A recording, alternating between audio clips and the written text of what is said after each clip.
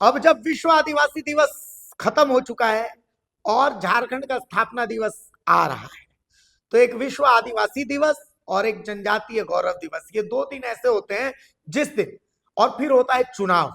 ये 3 समय ऐसे होते हैं बेसिकली जब इस बात का दावा किया जाता है कि हम ही आदिवासियों के सगे हैं। भगवान बिरसा सबसे पूज्य हमारे लिए। आपको मैं सबसे पहले झारखंड के पूर्व सीएम चंपाई सोरेन का बयान सुनाता हूं कि कैसे चंपाई सोरेन कांग्रेस पर आग बबूला है और वो बता रहे हैं कि कैसे कांग्रेस ने आदिवासियों को छला है। पहले इस सुन लीजिए। आदिवासी वीर शहीदों का संघर्ष और बलिदान के बारे में आप लोग को बताएंगे, जो आज से 300 साल पीछे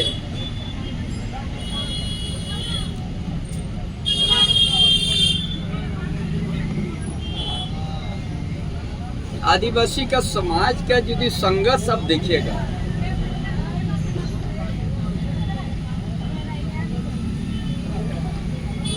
जो हर समय जल जंगल जमीन और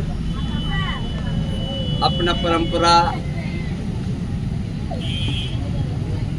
अपना रूढ़िवादी प्रथा, अपना खेत खलियान,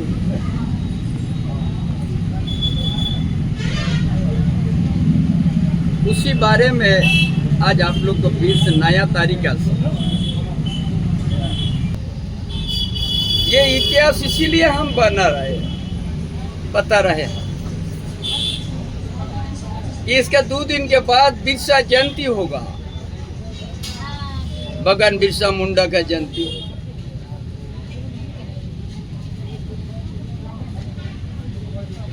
इसके लिए हम 2 दिन पहले ये बता रहे, ये लंबा इतिहास है संघर्ष का आदिवासी का। उसका बीच में फिर पोटो हो गोल विद्रोह हुआ, जो विल्किंसन रूल बना। उसी के साथ ही फिर ताना भगत भी लड़ा, मुद्दा एक ही। उसी बीच में फिर तेलंगा खड़िया भी लड़ा। ऐसा और कितना हमारा इस धरती में एक ही सवाल को, एक ही मुद्दा को लेके संघर्ष किया, बलिदान दिया और इस धरती में खून का नदी बहा। लेकिन ये कांग्रेस सरकार ने, कांग्रेस राज्य में इन शहीदों को कभी सम्मान नहीं दिया गया।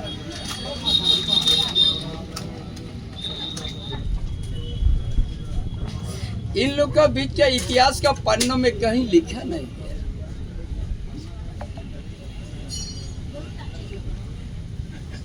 उसके बाद देश आजाद हुआ,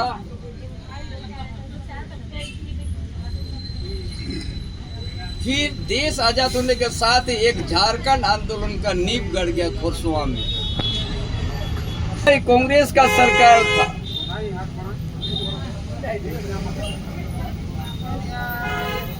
पूरा झारखंड पुनः कांग्रेस सरकार झारखंड आंदोलन को गोली से कुचलने का काम किया। कितना तो शहीद हुआ अनगिनत, और कितना बहु बेटी का सिंदूर। कभी कांग्रेस पार्टी आदिवासी का हितैषी नहीं है। कांग्रेस पार्टी अनगिनत यहाँ गोली चलवाया।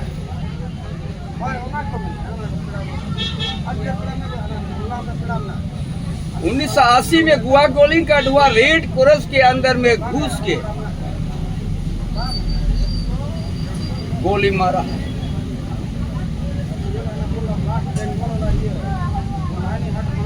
तत्कालीन सीएम था जगन्नाथ मिश्रा, कांग्रेस पार्टी, बिहार के मुख्यमंत्री।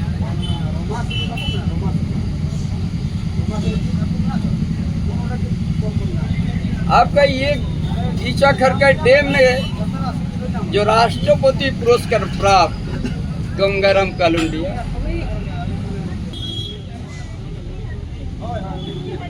ये कांग्रेस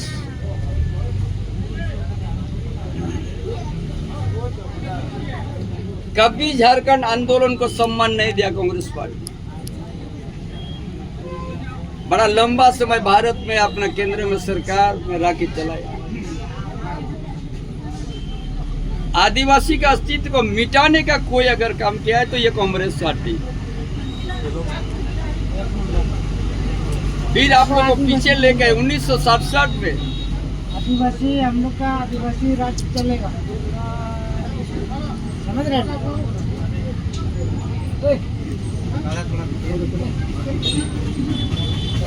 1967 में कांग्रेस पार्टी का आदिवासी का महान नेता बाबा कार्तिक उरांव एमपी। आदिवासी धर्म, आदिवासी परंपरा किसी तरह से प्रभावित नहीं हो, सुरक्षित रहे, रूढ़िवादी प्रथा, इसके लिए बिल लाया और उसको बिल एक समिति में भेज दिया गया। समिति का सिफारिश भी आया कि ये डीलिस्टिंग लागू होना चाहिए। आदिवासी सरना पेड़ का नीचे पूजा करने वाला, इनका अलग ही जीवन शैली है, अलग इनका रूढ़िवादी प्रथा, इनका सामाजिक जो सिस्टम है, माझी परगना, मन की मुंडा, पड़ा राजा, पहान, जो समाज का प्रमुख होते हैं, इनका अलग ही जीवन शैली है, इनका अलग ही पूजा पाठ का पद्धति है, अलग ही इनका विधि विधान है, इनका अलग ही कस्टमरी लॉ है। इसीलिए डीलिस्टिंग को लाने का काम किया था जो कांग्रेस सरकार तत्कालीन प्रधानमंत्री इंदिरा गांधी थी। जब समिति भी सिफारिश किया कि ये डीलिस्टिंग लागू होना चाहिए,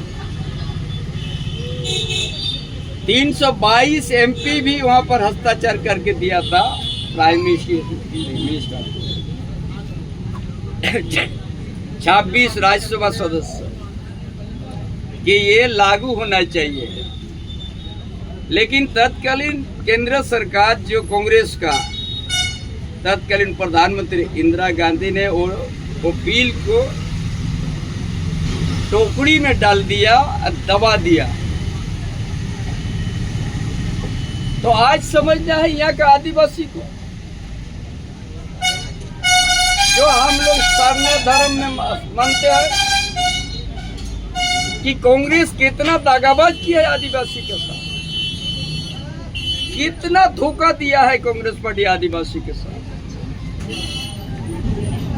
अपना एमपी का बात नहीं माना, 322 एमपी का सिफारिश नहीं माना, 26 राज्यसभा सदस्य का सिफारिश नहीं माना।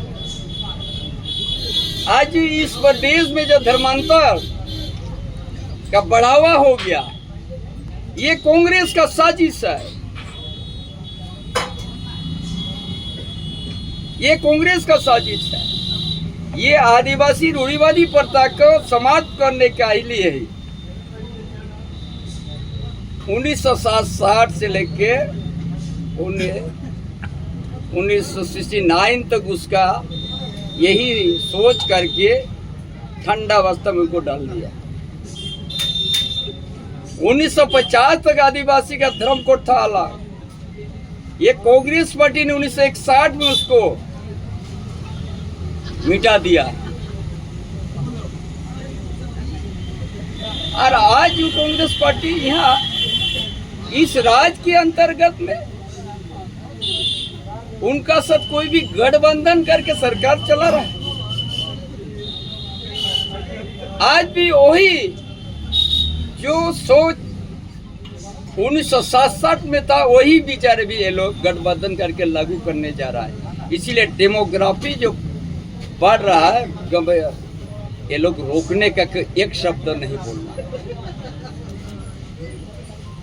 हाई हिम्मत इन लोग का, चाहे जेएमएम हो चाहे कांग्रेस हो। संतर पर आदिवासी का जनसंख्या घट गया, उन लोग का दर्द नहीं है। सुन लिया आपने।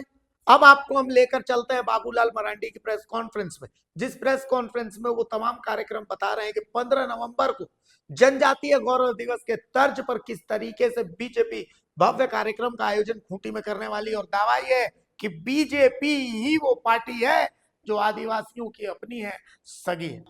और 15 नवंबर ऐतिहासिक दिन है, झारखंड के लिए नहीं बल्कि संपूर्ण देश के लिए वो ऐतिहासिक दिन है। वो इस कारण से है कि 15 नवंबर को भगवान बिरसा मुंडा जी की जन्म जयंती है, और संयोग कहिए कि इस वर्ष वो 150वीं वर्षगांठ, 150वें वर्ष मनाया जा रहा है। ये देश के प्रधानमंत्री नरेंद्र मोदी जी की ये दूरदृष्टि, ये सोच है, और इसी सोच के तहत ये 15 नवंबर को जनजाति गौरव दिवस पूरे भारतवर्ष में मनाया जा रहा है। झारखंड में भी 15 तारीख को रांची में भी कार्यक्रम होगा, रांची के शहर में भी, और फिर खूंटी में भी कार्यक्रम। उस दिन स्थापना दिवस है, सरकारी प्रोग्राम भी होता है, लेकिन पार्टी की ओर से भी खूंटी में एक बड़ा कार्यक्रम हम लोग उस दिन आयोजित कर रहे हैं। और रांची में भी, रांची में आपका क्या बोलते हैं इसको, पुराना जेल जहां संग्रहालय है, वहां से शोभा यात्रा निकलेगी और डिस्टिलरी तक, जहां पर उनका समाधि स्थल है भगवान बिरसा मुंडा जी का। और खूंटी में भी बड़ा रैली होगी 15 तारीख को।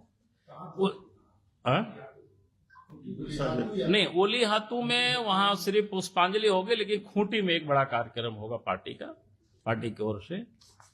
और शेष झारखंड के अन्य जिलों में भी कार्यक्रम अलग अलग तिथि को होगी, लेकिन ये कुल मिलाकर के इस नवंबर में इस कार्यक्रम को हम सब लोग सभी जगहों पर करेंगे, ताकि ये जो आदिवासी महापुरुष हुआ करते, उसके साथ कई कार्यक्रम को हम सब लोगों ने रखा है साथ में, क्योंकि महापुरुषों का जितनी भी प्रतिमाएं होती है तो आप देखते हैं कि लवारिस की तरह रहता है। तो पार्टी की ओर से ये सब जगह निर्देशित है कि भाई 13-14 को उसका साफ सुथरा करके वहां दीप जलाना, और फिर 15 नवंबर को उन महापुरुषों पर माल्यार्पण भी करना। ऐसा नहीं कि भगवान बिरसा मुंडा जी का जन्मदिन है और उसको हमने जनजातीय गौरव दिवस कहा है, तो जनजाति समाज के भी और भी जो महापुरुष है, और उसके साथ साथ बाकी भी जो महापुरुष है, जिनकी भी जहां कहीं प्रतिमा लगी है, तो हम उन सारी प्रतिमाओं पर भी उस क्षेत्र के जो कार्यकर्ता होते हैं उसको माल्यार्पण करेंगे। तो इस प्रकार की ये कार्यक्रमों का एक लंबी श्रृंखला है, तो मुझे लगा कि आप सब लोगों के साथ हम शेयर करें, जो कि बड़ा ऐतिहासिक कदम है जनजाति गौरव दिवस मनाना। और ये जो भारत सरकार ने चलो, तो बहुत बहुत धन्यवाद। बाकी आप थोड़ा सा फंस गया है, कुछ पूछना हो तो।